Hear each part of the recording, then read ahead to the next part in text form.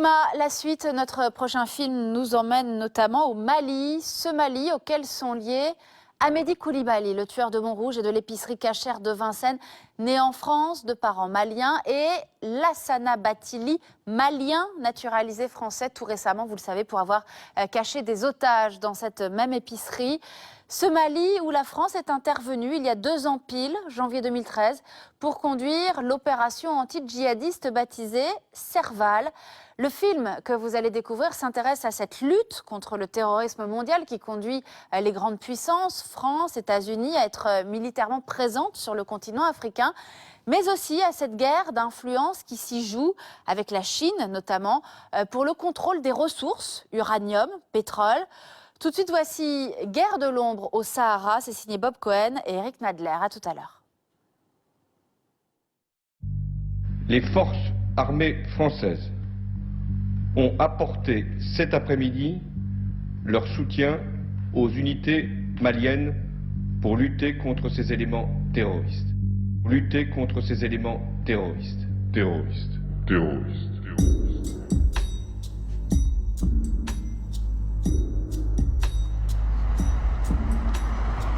Janvier 2013, 4000 soldats français sont déployés au Mali. Leur mission, arrêter l'avancée vers Bamako de rebelles djihadistes et indépendantistes touaregs.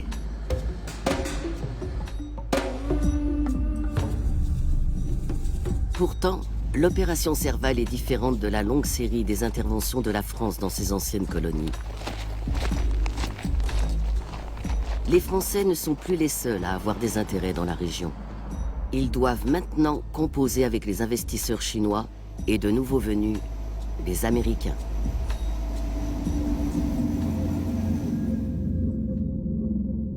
La France-Afrique est devenue le monde Afrique. Car l'Afrique est maintenant un pion essentiel sur l'échiquier mondial du XXIe siècle.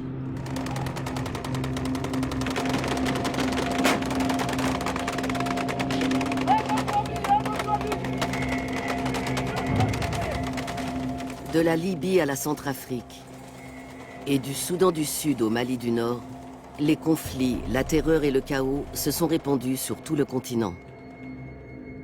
Au cœur de cet embrasement, un territoire est stratégique, le Sahel. Cette vaste région qui englobe le Sahara au nord et les savanes au sud est devenue le nouveau front de la guerre internationale contre le terrorisme.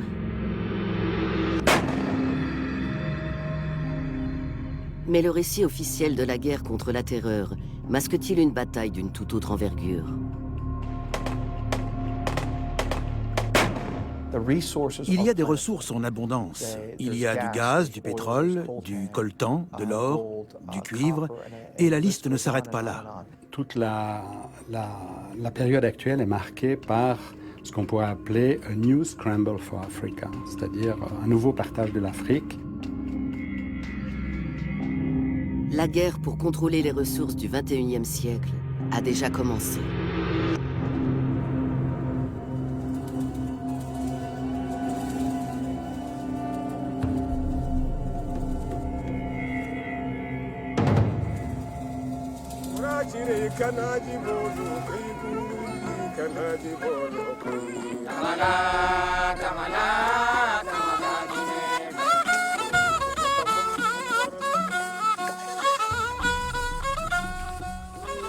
Au cœur de cette région tourmentée du Sahel, il est une nation, le Mali, parmi les plus pauvres au monde.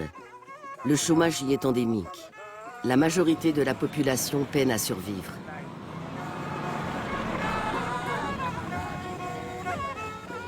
Déjà au XIIIe siècle, l'empire du Mali s'étendait sur une grande partie de l'Afrique occidentale. Il était fabuleusement prospère. Le sel, l'ivoire et l'or en avaient fait un carrefour majeur du commerce de l'époque. Mais très vite, ces richesses ont attisé les conquêtes. Nous avons le sentiment d'être en continuité d'une histoire. Nous sommes la transition entre l'Afrique du Nord et l'Afrique qui touche l'océan, l'Afrique forestière. Et donc, ce point de vue fait que nous avons une position stratégique essentielle. Qui contrôle le Mali contrôle l'Afrique de l'Ouest, pour ne pas dire l'Afrique. C'est une position, c'est absolument clair.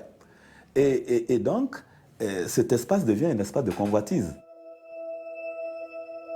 Les puissances européennes colonisent et se partagent le Mali et le reste de l'Afrique à la conférence de Berlin en 1885.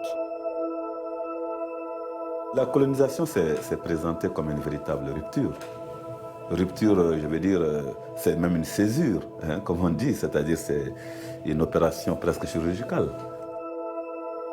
La Grande-Bretagne, la Belgique, le Portugal, l'Espagne, l'Allemagne, l'Italie et la France prennent chacun leur part. L'empire colonial français s'étend sur une grande partie de l'ouest et du nord de l'Afrique. Il va fournir les matières premières, comme le pétrole en Algérie, nécessaire à l'essor industriel et militaire de la France de l'après-guerre.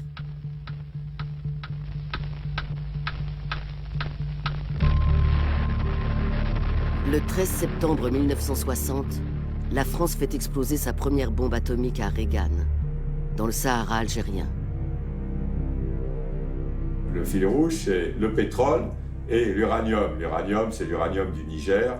Et quand on parle d'uranium, c'est pas simplement l'uranium, on pense toujours aux centrales d'Areva maintenant, mais l'uranium, c'était pendant très longtemps surtout de l'uranium militaire pour la force de dissuasion nucléaire française. Donc on voit bien que c'est intéressant de voir que finalement le Sahara, c'est quand même toujours le minerai le plus stratégique de la puissance nucléaire. Et quand la France, si elle a eu son fauteuil et son poste au Conseil de sécurité des Nations Unies, c'est non seulement parce que c'est une puissance nucléaire, mais aussi pour ses intérêts en Afrique. Et les deux sont liés, c'est-à-dire l'Afrique, le nucléaire, et c'est ce qui donne à la France finalement son rôle de puissance moyenne. Mais les vents de l'indépendance soufflent sur l'Afrique. La France perd ses colonies. L'indépendance de l'Algérie en 1962 est particulièrement problématique en raison de ses intérêts pétroliers stratégiques. Mais après 8 années de combats sanglants, les Français sont contraints de se retirer. Il ne faut pas oublier que quand la France s'est fait virer de l'Algérie, c'est vrai qu'il fallait trouver, pour la France, pour De Gaulle, il fallait trouver du pétrole ailleurs, et il a trouvé ce pétrole en Afrique subsaharienne, en particulier dans les pays comme le Gabon, le Congo. Malgré l'indépendance, les nouveaux États africains restent étroitement liés à l'ancien colonisateur. La France y conserve des troupes et garde une influence politique sur son ancien empire colonial. La France-Afrique est née. C'était tellement un système intégré, politique, militaire, économique, qu'il n'était pas question qu'il y ait un contrat important qui échappe à la France, non seulement dans son précaré, mais même hors de son précaré. À partir du moment où elle était puissante sur le plan sécuritaire, il suffisait de passer un coup de fil à un chef d'État pour avoir les contrats, sans appel d'offres bien évidemment, puisque la France était le gendarme de l'Afrique et défendait l'Occident dans toute cette région. Mais le monopole de la France ne va pas durer. Dans les années 60, la découverte de gigantesques réserves de pétrole dans le golfe de Guinée attire un nouvel acteur dont les besoins sont énormes. Les États-Unis. Pendant toute la période de la guerre froide, Français et Américains étaient en concurrence sur le continent africain. Des grands groupes comme Total contre des groupes comme Exxon et autres. Il y avait toujours on voyait des enjeux stratégiques dans le domaine du pétrole importants. Les États-Unis investissent économiquement, mais aussi militairement sur le continent africain, devenu le nouveau champ de bataille de la guerre froide. Pour contrer les intérêts soviétiques, les Américains soutiennent secrètement des rébellions armées en Éthiopie et en Angola.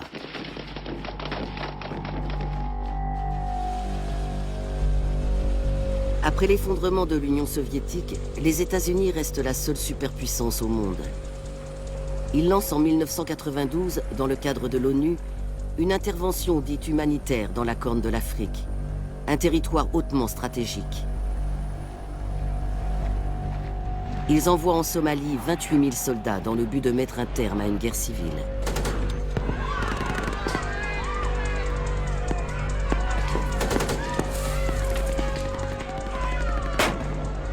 L'opération, qui prend fin 2 ans plus tard, se termine par un désastre. Des soldats américains sont capturés et tués, et les images de leurs corps mutilés sont diffusées par les médias du monde entier.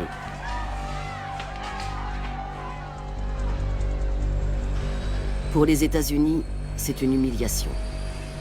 L'armée se retire.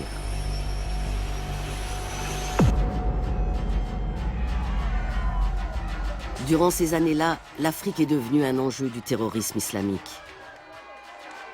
Les attentats de 1998 contre 2 ambassades américaines en Afrique donnent l'alerte à Washington. Au Kenya et en Tanzanie, l'explosion de voitures piégées provoque la mort de plus de 200 personnes et fait des milliers de blessés. La revendication vient d'un groupe obscur, Al-Qaïda. Son chef, encore méconnu, Oussama Ben Laden, devient l'ennemi public numéro 1 de l'Amérique. Sa traque ne fait que commencer.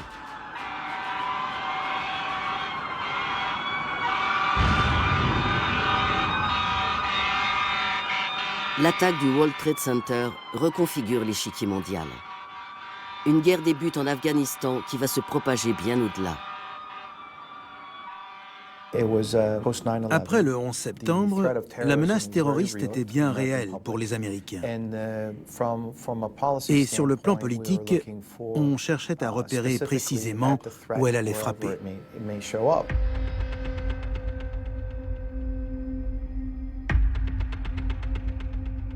Quelques mois après le 11 septembre, les Américains s'installent durablement dans la Corne de l'Afrique. Ils établissent leur première base militaire à Djibouti, au camp Le Monnier, un ancien fort de la Légion étrangère. Rudolf Atala dirigeait alors le programme de lutte contre le terrorisme en Afrique pour le département de la défense américaine. Le Sahel a joué un rôle clé en ce qui concerne la circulation des armes, des combattants venus de l'étranger et le crime organisé. À la même époque, de grandes quantités de cocaïne ont également commencé à transiter par le Sahel. Donc tout cela suscitait beaucoup d'intérêt et il n'a cessé de se développer. En 2002, le Pentagone a dressé une série de cartes qui délimitaient toute cette partie de l'Afrique comme un couloir terroriste.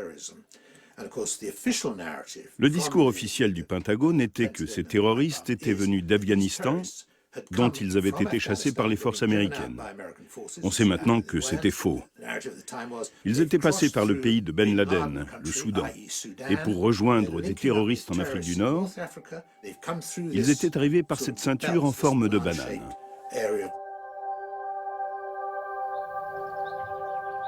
Jeremy Keenan, un professeur et essayiste britannique, a passé 40 ans à étudier le Sahara. Il soutient que le discours de l'engagement militaire des États-Unis pour la région n'est pas seulement sécuritaire. Il y a eu à cette époque aux États-Unis quelque chose de plus important peut-être que le 11 septembre. La publication de ce qu'on appelle communément le rapport Cheney. C'était le premier ordre exécutif donné par le président Bush après son arrivée au pouvoir. Et il consistait à faire le point sur la crise énergétique aux États-Unis. En 1997, l'importation de l'énergie et du pétrole dépassait le niveau de 50%. Psychologiquement, c'était un seuil critique. Ce rapport se focalisait sur les futures ressources de pétrole et naturellement sur l'Afrique, qui promettait de devenir le premier fournisseur de pétrole de qualité susceptible d'alimenter les infrastructures américaines. Encore plus que le Golfe. Si bien que d'un seul coup, l'Afrique a pris une importance cruciale pour la classe politique à Washington. Et plus particulièrement le Sahel, avec au nord, en Algérie et en Libye, les plus grandes réserves pétrolières d'Afrique, et au sud, celles du golfe de Guinée. De surcroît, le Sahara serait riche de gisements pétrolifères encore vierges. En 2003, une première prise d'otages spectaculaire renforce la présence militaire américaine. Une trentaine de touristes européens ont disparu dans le Sahara algérien depuis plusieurs semaines, principalement des Allemands et des Autrichiens qui voyageaient, semble-t-il, sans guide. C'est le premier acte terroriste contre des étrangers dans le Sahara. Une immense chasse à l'homme est lancée. Pendant 5 mois, les kidnappeurs échappent à leurs poursuivants. Au final, les touristes sont libérés contre une rançon payée par le gouvernement allemand. 4 jours plus tard, des reporters basés en Algérie reçoivent un fax. Un vétéran de l'armée algérienne qui se donne pour surnom El Para, le parachutiste, revendique l'enlèvement. Les Algériens, alliés privilégiés des Américains, distillent des fuites sur cet inconnu devenu soudain un terroriste aguerri. El Para devient une aubaine pour l'administration Bush, qui en fait l'homme de main de Ben Laden.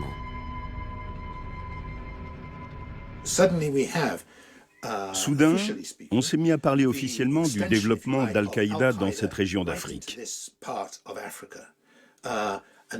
Et c'est ce qui a permis aux États-Unis de justifier un nouveau front contre le terrorisme en Afrique.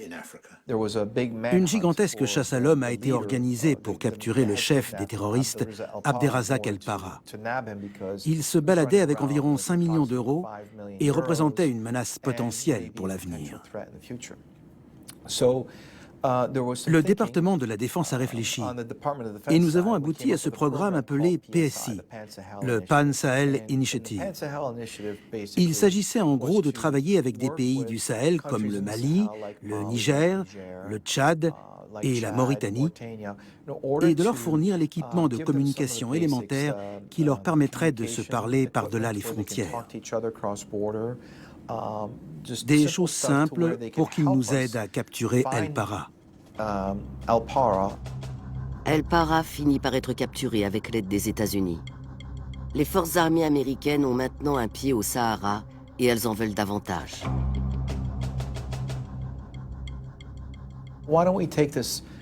Pourquoi ne pas développer ce petit programme appelé PSI pour en faire quelque chose de plus consistant ? On l'a donc élargi à tous les pays de la région sahélienne et c'est devenu le TSCTP, le programme transsahélien antiterroriste. L'idée était de mobiliser tous ces pays avec pour objectif commun la lutte contre le terrorisme. Donc on les a entraînés et équipés. Et une fois que c'était fait, on leur a demandé de se livrer tous ensemble à un exercice de terrain.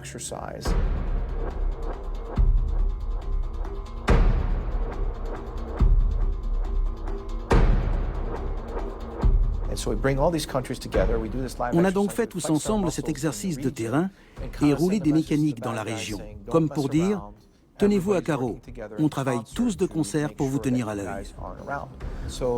Résultat, tout le monde au Patagone a dit « Bravo, c'est une vraie réussite, mais est-ce qu'on ne pourrait pas faire encore mieux ?» Deterring and defeating transnational threats, preventing future conflicts, supporting humanitarian and disaster relief efforts, and protecting U.S. security interests. That's the mission of U.S. Africa Command. Ils se sont dit qu'il leur faudrait un poste de commandement séparé, un QG qui se concentrerait sur l'Afrique. Le gouvernement Bush, c'est Donald Rumsfeld qui était à la tête du Pentagone à l'époque, a décidé de créer ce poste de commandement exclusif. Les États-Unis sont le seul pays au monde à avoir divisé la planète en secteurs militaires distincts qu'ils surveillent et dans lesquels ils possèdent des bases. Il y a Northcom, PACOM, Southcom, EUCOM, CENTCOM et maintenant AFRICOM.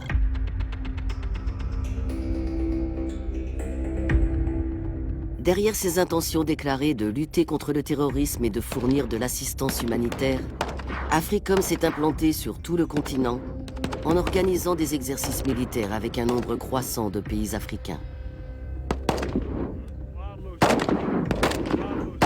Mais est-ce là la seule raison d'être d'AFRICOM ?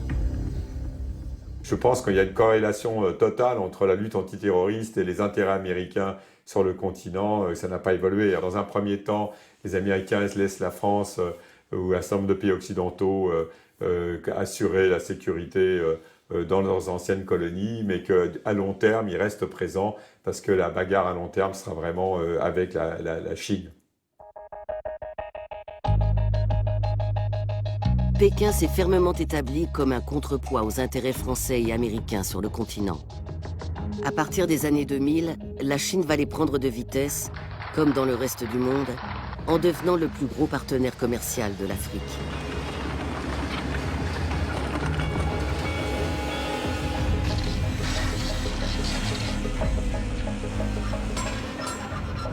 Les Chinois sont arrivés sur ce continent au moment où finalement toutes les puissances occidentales, et en particulier les Français, étaient en train de donner des leçons aux Africains en disant il faut faire des élections, il faut aller à la démocratie, et puis surtout il y avait les plans d'ajustement structurel du FMI et de la Banque mondiale. Les Chinois sont arrivés, ils ont dit aux Africains nous, on ne vous donne pas de leçons, on ne s'ingère pas dans vos affaires politiques. Les dettes, on vous donne tout l'argent. Finalement, les Occidentaux, c'est très bien, ils vous ont annulé les dettes, ils ont passé l'ardoise. Mais nous, auprès de nous, on vous donne des prêts énormes à taux zéro.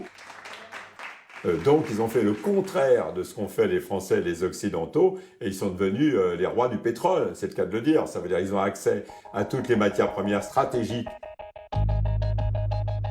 Dans ce câble diplomatique de 2010 révélé par Wikileaks, un assistant du secrétaire d'État américain qualifie la Chine de concurrent économique agressif, pernicieux et dépourvu de morale.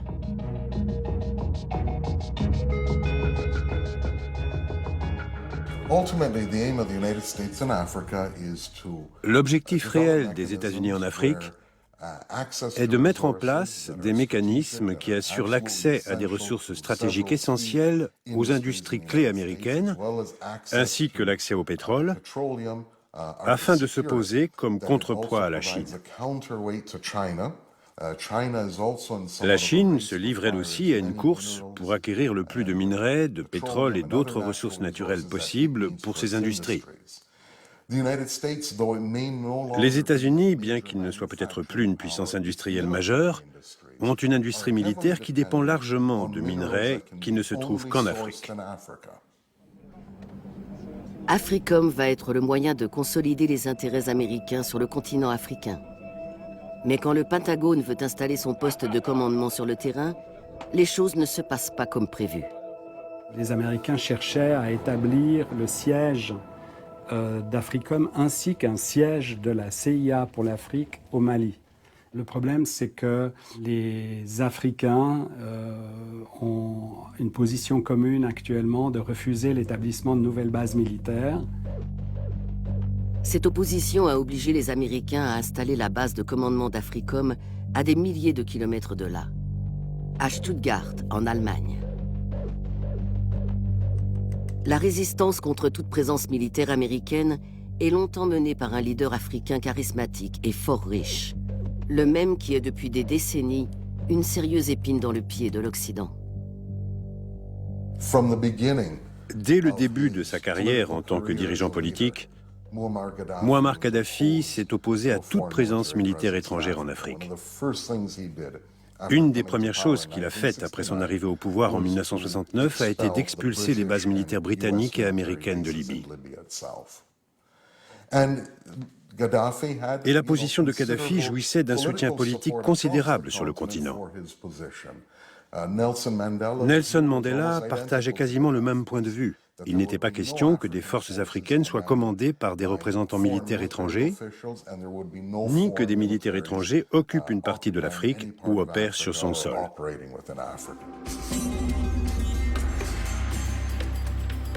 Kadhafi a joué une partie complexe avec les pays occidentaux.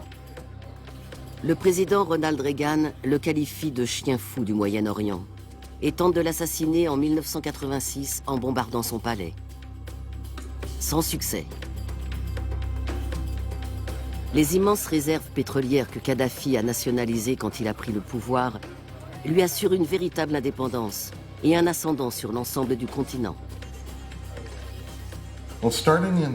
À partir des années 90, Kadhafi est devenu une sorte de sommité, une voix prépondérante et sûrement l'une des plus fortes à défendre l'intégration africaine absolue.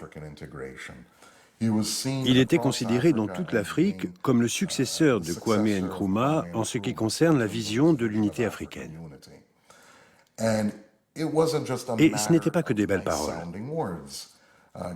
Kadhafi tenait non seulement à accélérer ce processus d'intégration, mais aussi à le financer. L'argent du pétrole libyen permet à Kadhafi de développer des projets ambitieux. 300 millions de dollars pour le premier satellite panafricain Rascom. Et 30 milliards pour le plus grand système d'irrigation au monde. En puisant dans les immenses réserves d'eau douce sous le Sahara, il transforme des dizaines de milliers d'hectares de désert libyen en terres agricoles. Kadhafi démontre ainsi que l'Afrique peut se développer sans passer par les banques occidentales ou le Fonds monétaire international. À coût de dizaines de milliards de dollars, la Libye a financé un grand nombre d'institutions économiques comme la Banque africaine de développement ou le Fonds monétaire africain. L'Afrique allait développer ses propres solutions, mettre en place ses propres programmes. Donc l'Afrique, du point de vue de Kadhafi et sous son leadership, est ainsi devenue de plus en plus un bloc et non plus une série de nations individuelles disparates avec lesquelles on pouvait négocier en tête-à-tête et qu'on pouvait monter les unes contre les autres. Lorsque Kadhafi est élu président de l'Union africaine en 2009, les Américains s'inquiètent. Dans un câble révélé par Wikileaks, il note que la Libye va chercher à utiliser la présidence de Kadhafi pour le glorifier et promouvoir son projet d'États-Unis d'Afrique. Les multinationales américaines ont aussi leurs problèmes avec le dirigeant libyen. En particulier, lorsqu'il décide d'annuler un contrat d'1 milliard de dollars avec Bechtel, la plus grande entreprise de travaux publics aux États-Unis, qui entretient des liens étroits avec Washington. Le fait qu'une compagnie ayant le savoir-faire et l'assise financière de Bechtel ne soit pas parvenue à décrocher ce contrat est un avertissement pour les entreprises américaines et occidentales qui cherchent à s'implanter sur le marché libyen en pleine expansion, ainsi que pour les autres entreprises américaines qui envisageraient d'y investir. Kadhafi se met aussi à dos la France. Après avoir été courtisé par le président Nicolas Sarkozy, le dirigeant libyen annule de gros contrats d'armement. On oublie à quel point Sarkozy avait déroulé le tapis rouge à colonel Kadhafi en décembre 2007 et le colonel Kadhafi, en échange, lui avait promis 14 milliards de dollars de contrats. Il y avait une shopping list absolument incroyable. Finalement, Kadhafi a ridiculisé Nicolas Sarkozy parce qu'il n'y a rien eu du tout ou très très peu de choses par rapport à ce qui avait été promis.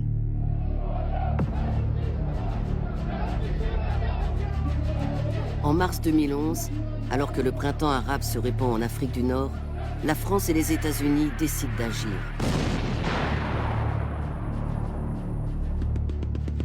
Le Conseil de sécurité des Nations Unies donne son aval. La protection des droits de l'homme justifie la guerre. Nos forces aériennes s'opposeront à toute agression des avions du colonel Kadhafi contre la population de Benghazi. We hit Gaddafi's troops in neighboring Ajabia, allowing the opposition to drive them out. We hit Gaddafi's air defenses. C'est la première guerre d'Africom et son commandant en chef est le premier président afro-américain. Pour reprendre les mots du gouvernement Obama, le rôle des États-Unis dans la guerre contre la Libye consistait à diriger par derrière. Mais le plus intéressant, c'est que la guerre a été ouverte et dirigée d'abord par Africom, puis la mission a été reprise par l'OTAN.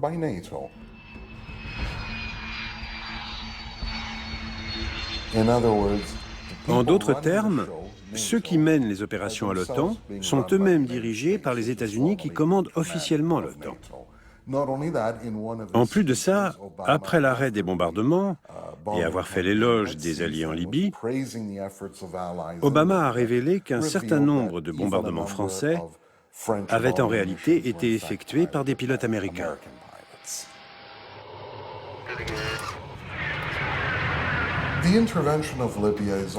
L'intervention en Libye est aussi une façon d'envoyer un message aux autres États-nations africains. S'il se lance dans un processus de défiance radicale, visant à une indépendance radicale, dans un processus nationaliste et anti-impérialiste, il pourrait y avoir des conséquences qui ne sont plus de l'ordre de l'hypothèse. Cela revient à envoyer le signal clair aux États africains qu'il y a des limites dans lesquelles ils doivent opérer et qui ont été fixées par les opérations militaires américaines.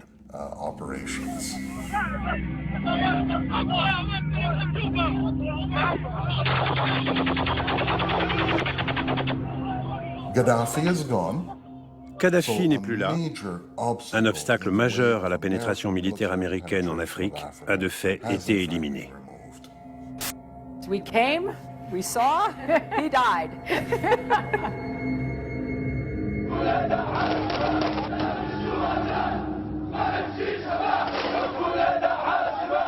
La chute de Kadhafi provoque une onde de choc dont les conséquences vont se répercuter bien au-delà de la Libye.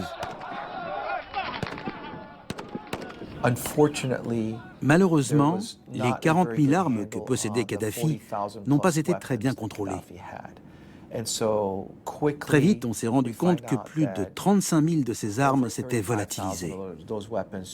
Elles avaient disparu. Puis on a découvert qu'une partie de ces armes avait fait leur réapparition dans le nord du Mali, au sud de l'Algérie, dans le sud de la Libye, au Niger. Il y en avait partout. Une partie des armes est tombée aux mains des rebelles libyens. L'autre partie de cet arsenal, dont des missiles anti-chars et anti-aériens, est tombée aux mains des combattants touaregs qui s'étaient battus aux côtés de Kadhafi, lequel avait soutenu leurs revendications d'autonomie au Sahara. Il y a toujours eu un irrédentisme touareg. Il y a toujours eu énormément de difficultés avec les Touaregs qui constituent 3 millions de personnes, une communauté qui sont de nomades, qui sont sur 3 pays, Niger, Mali et Tchad. Et c'est vrai que finalement, c'était une sorte de zone grise, une zone de non-droit où les gouvernements centraux les laissaient finalement faire un peu leur business et le grand protecteur des Touaregs dans la région, c'est le colonel Kadhafi. Une fois que le colonel Kadhafi, finalement le grand parrain de la région, a disparu, ils sont rentrés chez eux et les revendications qu'on a connues, que ce soit au nord du Niger, au nord du Mali, au cours des années précédentes ou des décennies précédentes, ont ressurgi. Fortement armés, les Touaregs forment une nouvelle force de combat, le MNLA, et lancent une offensive contre le gouvernement de Bamako en janvier 2012. Le rêve ancestral de création de l'Azawad, un pays touareg indépendant qui s'étendrait sur tout le Sahara, semble à portée de main. Mais les Touaregs ne sont plus les seuls combattants dans le désert. Des groupuscules terroristes islamistes apparus une dizaine d'années plus tôt sont devenus des forces bien armées. Akmi, Moudjahou et Ansardine se battent au nom de la guerre sainte et recrutent parmi les populations locales. Les islamistes, ou je ne sais pas comment il faut les appeler, ceux qui étaient au nord, ils ont fait à peu près 10 ans dans le nord du Mali, sans être inquiétés. Le nord du Mali était presque ingouvernable. Il n'y avait plus d'administration, il n'y avait plus rien là-bas. Donc ces gens-là ont trouvé un terrain fertile.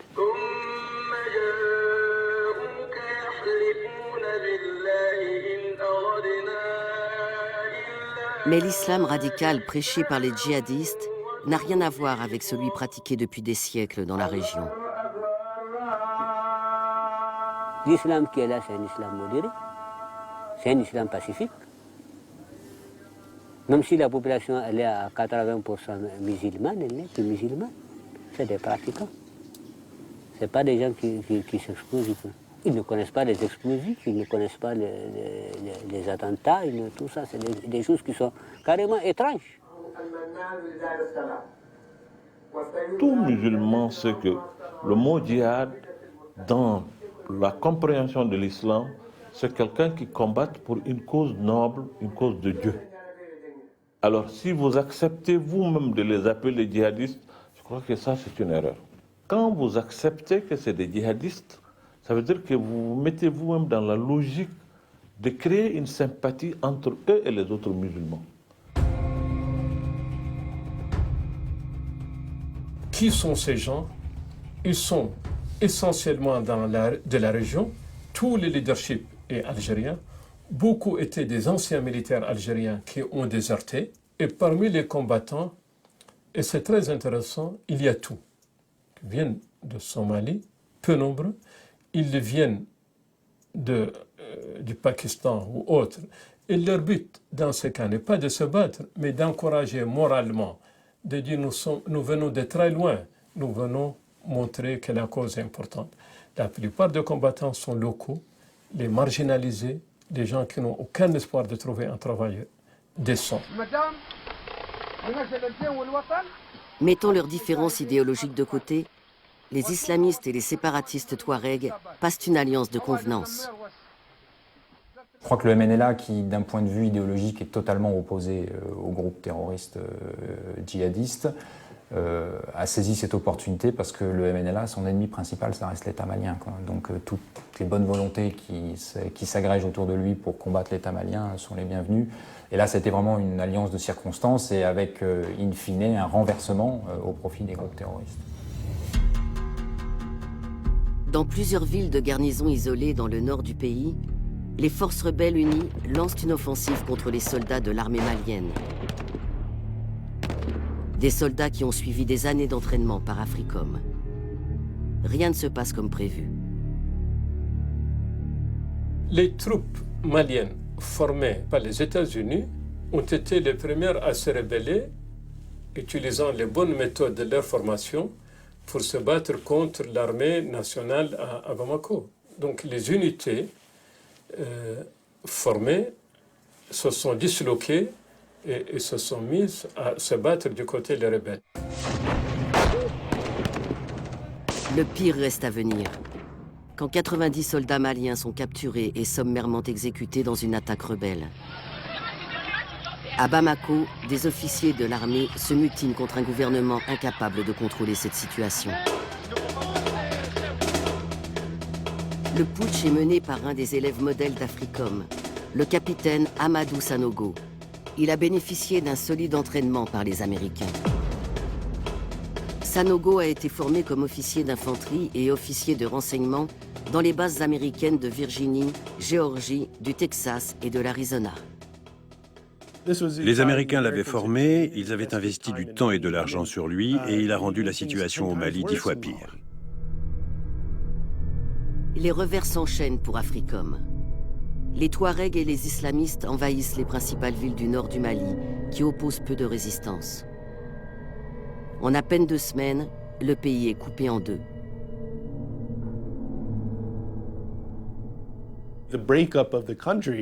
La division du pays, du moins pendant un temps, a tiré la sonnette d'alarme à Washington. Le commandement africain avait passé des années à entraîner les forces armées maliennes.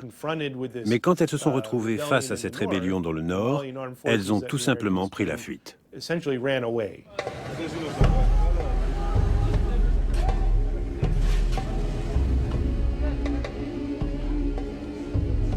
En dépit d'années d'entraînement et de millions dépensés, la grande peur de l'Occident devient réalité.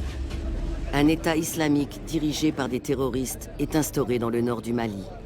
Et la loi de la charia est imposée.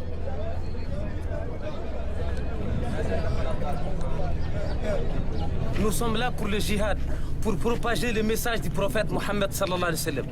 On est prêt à défendre la religion jusqu'au dernier degré. On est prêt à combattre la France, les États-Unis, tous les pays de l'OTAN. Les organisations djihadistes qui avaient imposé leur pouvoir dans les villes du Nord Mali, à Gao, à Tombouctou, détruisant des tombeaux très anciens.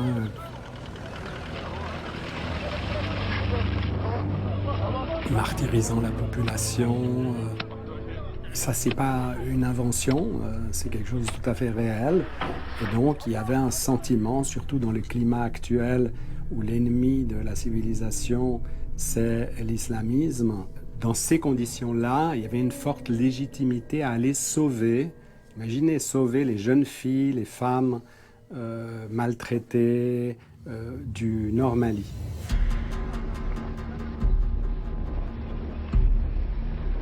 Il y avait un second argument, c'est qu'il fallait aller très vite parce que les colonnes de pick-up de ces combattants djihadistes avançaient vers le sud à grande vitesse et allaient prendre Bamako.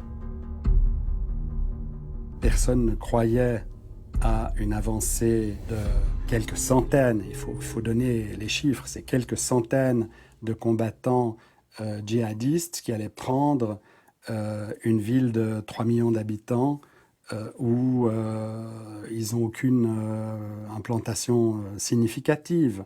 Ça n'avait pas beaucoup de sens. Ça a d'ailleurs suscité quand même, pour les gens un peu informés, un certain scepticisme. Face au danger, la France vient à la rescousse. En 48 heures, le gouvernement Hollande déploie 4000 soldats au Mali. Les Américains, quant à eux, restent en retrait. Ils fournissent des renseignements militaires et un soutien logistique pour le transport des troupes françaises. Je pense que l'opération Serval, en tout cas de mon point de vue d'observateur, de sous-directeur pour l'Afrique occidentale, a été une décision très pragmatique liée aux circonstances, et notamment l'offensive des terroristes vers le sud, a conduit le président Hollande à prendre une décision et qui, en tout cas de mon point de vue, correspondait à ce que la France devait faire. Elle était la seule à pouvoir répondre militairement dans ces temps-là et avec les moyens qu'elle avait, et c'était probablement la meilleure réponse à avoir. En intervenant en Libye, en intervenant quelques mois plus tard au Mali, la France veut réaffirmer son rôle de puissance internationale qui a droit de siéger comme membre permanent au Conseil de sécurité. Je crois qu'on ne le dit pas souvent, mais je crois que l'objectif essentiel de la France est de dire nous sommes une grande puissance. Peut-être nous n'avons pas la puissance économique que nous avions avant, mais nous sommes un grand acteur pour la paix et la stabilité dans le monde. L'avancée des rebelles est stoppée. 2 semaines suffisent pour que les Français reprennent le nord du pays. L'armée française déclare avoir tué des centaines de terroristes. Quant aux autres, ils se sont évaporés dans le désert. L'ancienne puissance coloniale est devenue le sauveur du pays.